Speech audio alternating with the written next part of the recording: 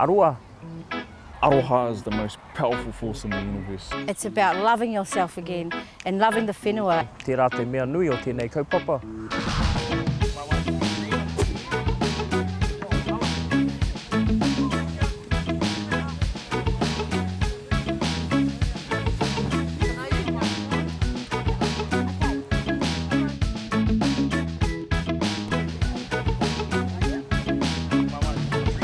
Kaupapa is important to me because that's who we are. That's who we're supposed to be. And when you go out into nature, when you go and connect to the environment, that's our wakapapa. So when we look into the moana, we actually look into ourselves. When we look into the ngāere, we actually look into ourselves. And those are there to sustain us and heal us. You know, a lot of people are reliant on the government to provide for them.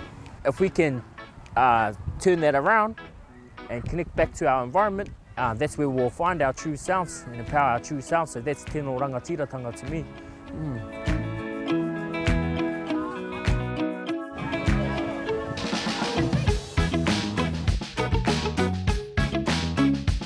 Do I go now? So I'm supposed to look down? But not talk! Ko Rochelle, taku ingoa, no Wanganui Aho. I was asked to be the kaitiaki for the tinana zone. The tinana zone is all about taking care of our tinana. Using rongoa, rongoa is to balance and to bring peace, to bring rongo into our tinana. And all of our rongoa is locally sourced. It's all grown here in Aotearoa and Ngārouru whenua. And it's about us using ethical practices and only using what we need. My name is Harmonious Ra and I was born and raised in Te Tairāwhiti over there on the east coast. I am one of the organisers for our Moana Zone, and the Moana Zone is just a representation of the environment that is the Moana. The people who are volunteering in the space are the people who have gone out and gathered the kai too. So it's a deep connection with the journey of the kai and where the kai comes from to the people who have brought it here today. Mahi ana au ki roto i te ware zone. So the ware zone is just based around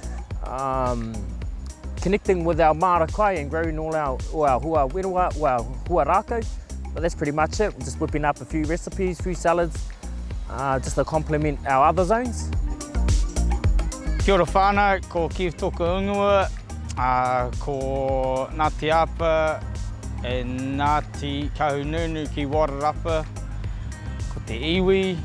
I was kaitiaki of the Ngāhere zone, which it's the bush, and everything in the bush. The pig hunting, the tia, the goat. That's what our zone was about, was the land, hunting off the land.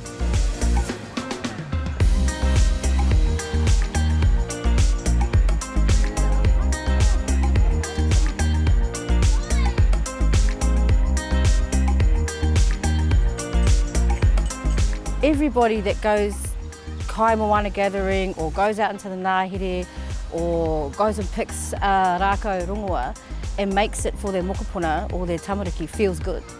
I tautoko that whole kaupapa of living off the land and not being susceptible to how society expects you to be. Just by going out there and gathering kai from the moana and just seeing the kai and putting it on the table for the wānau, it's self-empowering. The kaupapa that we're encompassed in today is being shared and carried with the vibration of aroha, with the vibration of love.